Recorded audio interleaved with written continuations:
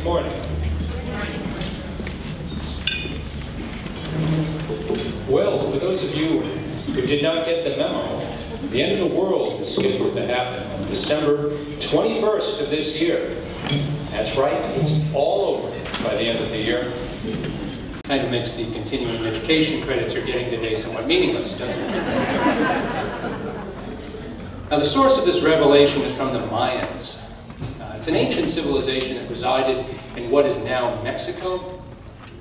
Apparently, these folks were very knowledgeable about astronomy, and they developed what many people consider the most accurate calendar in the world. The calendar began in 3114 BC and marks time in 394-year increments. They're known as Baktans, and apparently the 13th Baktan is scheduled to expire on December 21st of 2012. The calendar is then supposed to reset to 0. Well, many people believe that this means it will be the end of humanity. Now, if you saw this movie a few years ago called 2012, it starred John Cusack with a decent cameo by Woody Harrelson. The world's plates are supposed to shift, and the destruction of California will happen. Now, this is not all bad. California is destroyed. We will not have to tolerate American Idol, Housewives of Beverly Hills, or the Kardashians. I, for one, am hopeful that the world will not come to an end, as my insights this morning at this year's Elder Law update would be a complete waste of time. Therefore, let us hope that the Mayans were incorrect, and we will survive to see 2013.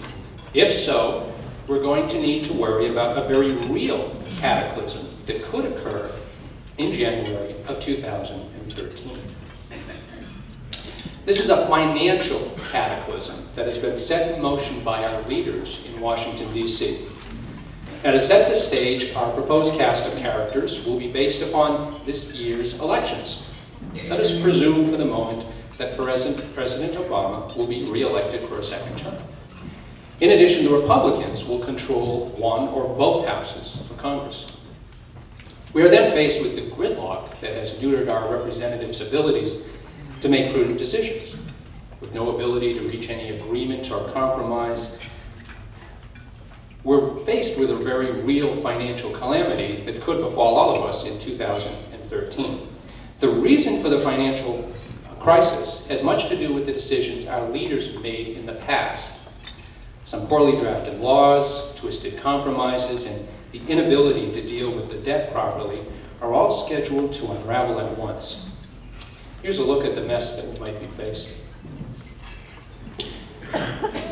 There are estimated to be about 50 different tax breaks scheduled to expire at the end of 2012. Here are some of the most significant.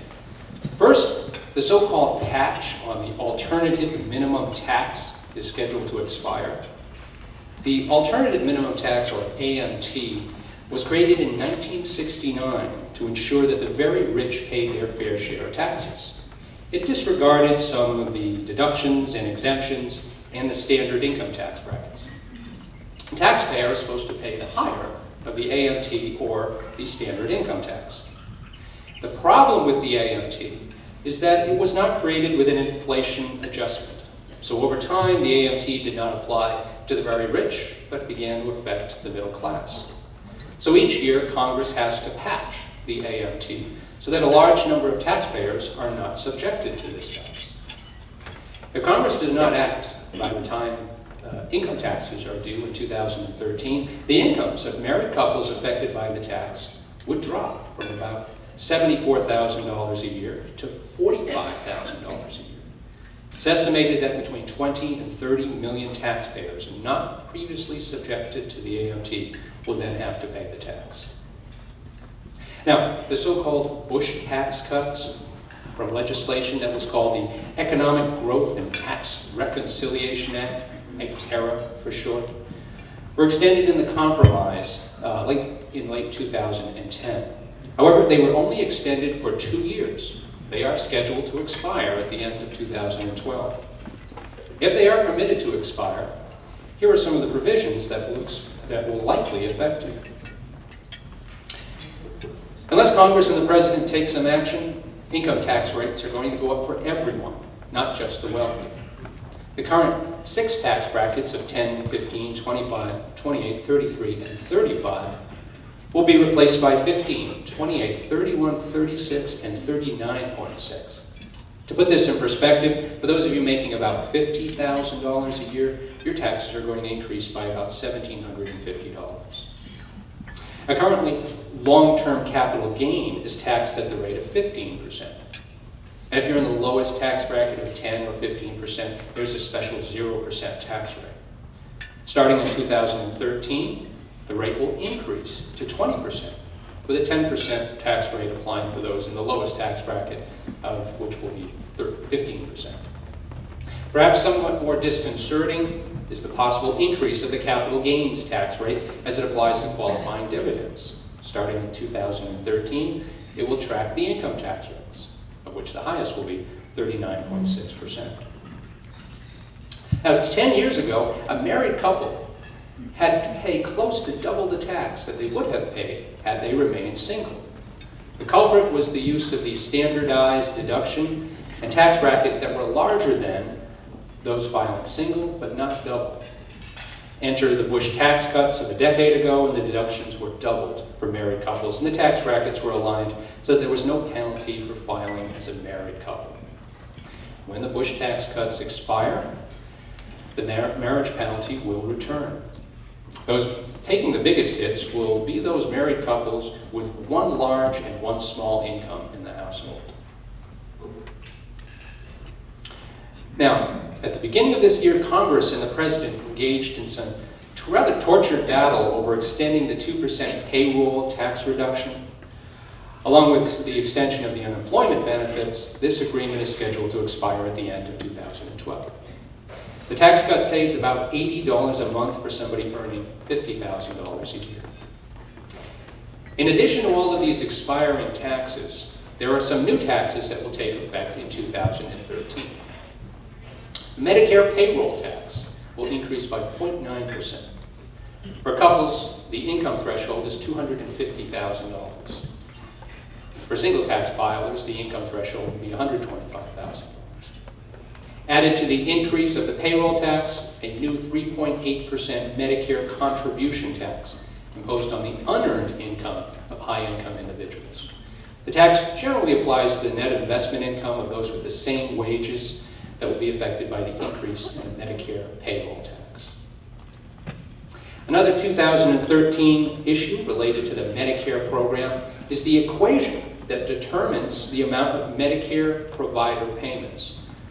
A formula was approved by Congress back in 1997 to determine how Medicare should pay its physicians. The formula is tied to the state of the economy. For the first few years, the formula worked fairly well, but then healthcare prices rose much greater than the general economy. So Congress had to make annual adjustments each year to prevent significant cuts to Medicare provider payments. These adjustments have grown each year. Last year, the potential cuts would have been at least 27%. The current doctor fix, as they call it, to the Medicare reimbursement rate is scheduled to expire in January of 2013, the same time that the aforementioned taxes are scheduled to expire or commence. Now, added to this impending storm of expiring tax and benefit rates is the consequence of the failed super committee that was formed last year around the debate over raising the debt ceiling. The debt ceiling is the legal limit on borrowing by the federal government. The committee was tasked with finding ways to trim $1.5 trillion in spending over a 10-year period. The failure of the committee resulted in formulaic spending cuts in the amount of $1.2 trillion that kick in automatically. They're known as a sequester. The sequester will commence on January 13th of 2013 and include a significant amount of cuts to defense spending. As you can see, we're facing an almost perfect storm of financial contraction that could dramatically affect the U.S. economy. If all of these occur at once, that is the expiration of the Bush tax cuts and the payroll tax cut, along with the debt limit sequester, They could subtract 2.8% from the economy's annual growth rate in the first quarter of 2013. That would leave an almost minuscule growth rate of about 0.2%, which is just above a recession. Now, 2 years ago, the politicians faced down the expiration of these tax cuts and essentially kicked the can down the road for another 2 years. Of course, continually avoiding making tough decisions saddles our future generations with this unsupportable debt, and it feeds a perception that the United States can't get its debt situation under control. Experts predict it could alarm the bond market, driving up interest rates on our already $11 trillion debt. Now, letting the taxes expire in conjunction with the new taxes and the sequestered cuts is no better than avoiding the issue for another day. As Woody Allen once said, one path leads to despair and hopelessness, and the other to total extinction. Let us pray we have the wisdom to choose correctly.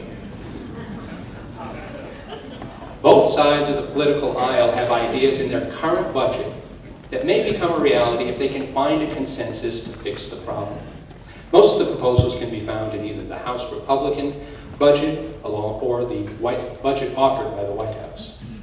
Neither of these budgets are likely to become law, but they do give us an idea where the parties stand on the decisions that will need to be made.